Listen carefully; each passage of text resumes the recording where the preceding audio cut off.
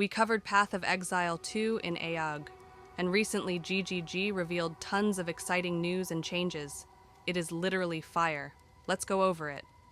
First, we can see some character classes and their variants.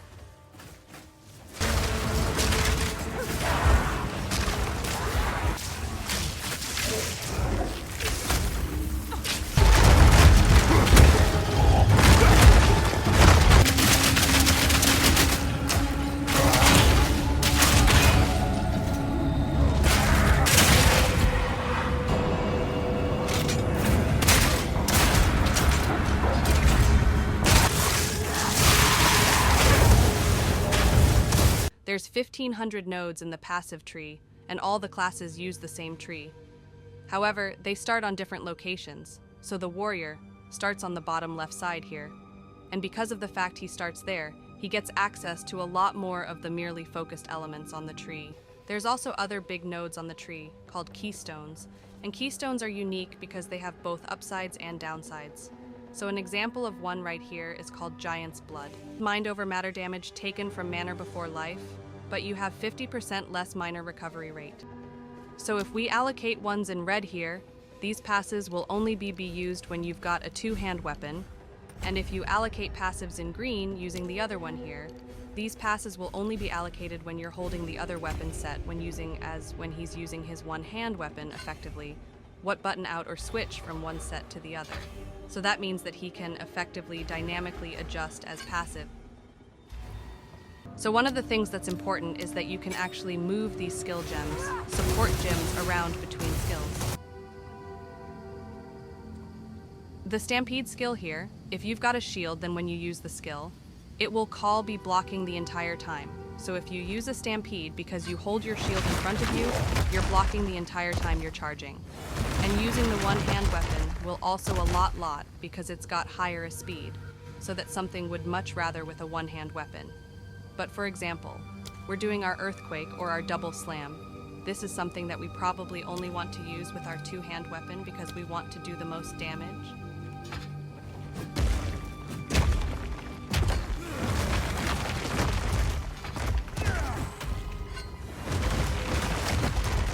Of one of them here. These are things that you can socket into your passive tree to be able to get more stats. So this one says 15% increased maximum energy shield, and minions have plus 7% to all elemental resistances. Now, because of the fact that you can roll these yourself and stack them, there's some pretty interesting things you can do with jewels. And there's also jewels that have other kind of random and weird effects. Like, for example, this one here says says that 25% increased effect of small passive skills and radius. So this one actually modifies the other skills on the passive tree to improve them.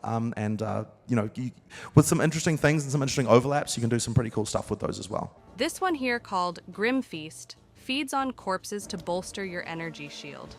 But we've got lots of these for all classes. For example, on Sorceress, there's one here called Raging Spirits, which means that every time you use a fire skill, that someone's a raging spirit. It's somewhere between like an active and a passive, but for the minion parrot in particular, they're going to want to get a lot of spirit because all minions are paid for with the same resource.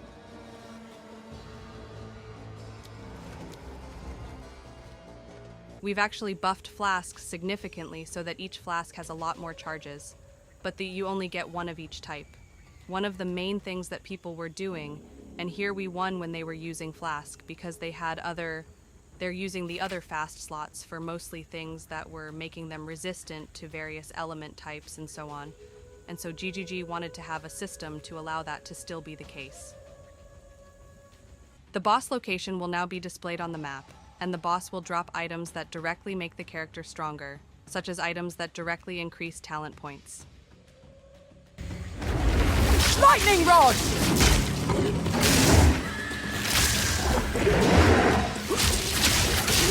Mod magic. If you use an Orb of Augmentation, it'll add an extra mod to make it into a 2-mod magic. You've also got Regal Orbs that will turn it into a 3-mod rare. Sanctum League from PoE 1. So we've actually done quite a lot of sequels to Leagues from PoE 1 with new mechanics and new stuff, but all of them have new things going on. Keys can be used at the end of the trial to be able to get rewards, but effectively you have to be able to survive the entire trial to be able to claim them. Now this is the map for the trial, and you can effectively pick what type of room you'd like to go to next. There are a few different issues. One of them is that the next room will have a type, so for a type of trial. For example, here's an hourglass trial, and it also has a type of reward, but also some of them have boons or afflictions that might get you. So this one says, for example, when you enter it, that it'll afflict you with blunt sword on entry, which means you and your minions deal 40% less damage. We probably don't want to do that as a minion build, but they have better rewards in exchange for that. In the normal game, if you take hits in this mode, then you're going to lose a resource called honor. If you run out of honor, then you have to leave the trial. So effectively, you want to really try and play these runs as hitless as possible, and that means that all the monsters we've selected usually have to be avoidable in some way, have dodgeable mechanics, and that's sort of why Octavian is playing as safely as he possibly can here. He doesn't want to get too close to the boss or that monster there, because he doesn't want to lose honor. And there's also 4 floors as well. This is just the first floor. Each floor looks different and has different mechanics, rewards, and so on as well. So there's quite a lot of content here. And once again, like I said, there's got to be ways as well for it to sort of expand into endgame, have more, have ways to expand it and ways to make it both more damaging and more rewarding. Once you've, the first time you use the Order of Ascendancy, you get to pick between 3 different Ascendancy classes. In Early Access, there's only going to be 2 available for each class, and we're going to be adding the rest later. And those give you interesting things that are only available to your class, because no other class gets those things on the passive tree. But there's some pretty interesting ones as well. Let's have another look at another couple. Bosses deal 4% reduced damage. These ones are very low level and simple, but they can get quite powerful. If you click on the relic altar before you start your run, put a coin in, then you've got these slots here that you can put the relics in, and you can also unlock more slots by doing this more in order to be able to put more in. Finishing the Ascension Trial was kind of an ancient rite for the Vaal that conveyed power and respect. Entry requires a token from a strange entity called the Trial Master. And this is actually a sequel to a league from PoE 1 called Ultimatum, but it works very differently. You're going to have to pick from one of the downsides that's going to affect you for the entire rest of the trial. Coagulated masses befall you.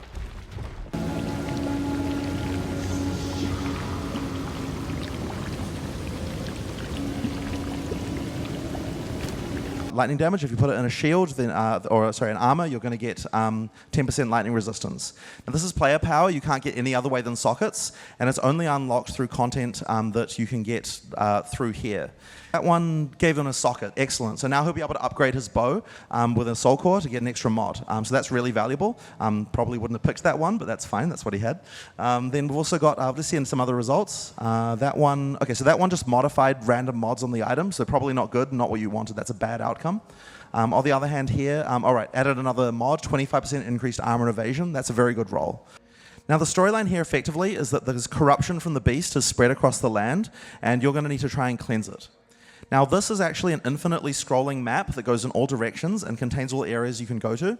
You can go to each map only one time, so you're going to want to, you're kind of try and want to find interesting places to go. So if we get an Orb of Transmutation here, we can use that on there to get a mod on the item. Now the prefixes are benefits to you, and the suffixes are negatives to you. So this is something that we've changed a little bit how it works. So that means that you can just get a map that's just a straight up boon to you if you do a single content, have their own trees. Each one of them is kind of like an Ascendancy class, and then for that content. But there's also a primary tree that you get just for killing maps. So there's a tree here for cleansing maps. There's also a tree for killing bosses, and then trees for doing other content on the Atlas as well. So you can kind of you don't have to choose between. Well, rather, you can choose to do a piece of content, but you're not going to be losing anything from any of the other pieces of content when you decide to do them later. Effectively, they all have their own kind of scaling in that way. So if you open a tower, it gives you this interface. You can put the tablet in there, and then when you use it, it affects the local area and adds a bunch of breaches around the place. So what that means is that all the content is self-reinforcing. If you want to play breaches, then you're going to find these tablets. You're going to use those to add more breaches to maps in the area and also boost what the breaches are doing, and then which will get you more tablets, which will get you more and more, and so on. Books have various mods and things as well, and then once you go there, then you can do an expedition that has a lot more you get a lot more dynamite to make it a much larger string. So there's a lot more strategy in picking what type of things you want to find. Also, if you there's also things like bosses and uniques and like special underground areas and things like that to find. So there's just quite a lot of stuff hidden under the ground that you want to do. Omens are a high-level crafting item that you can use to make more targeted changes to your item. So let's have a look at what they do. Here's an item here where we might like the prefixes, but thinks the suffixes are crap.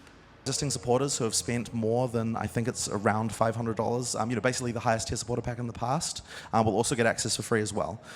So we're expecting to, because effectively, it is a game the size of most retail games that come out. We would expect like a pretty significant number of players to be able to play, but there's still a lot of work for us to do. Obviously, we've got a lot more content to add, and a lot more things to do, there's by the time we're finished, I'm hoping that PoE 2 will be, as we get to release, will feel like it's as large as PoE 1 is easily.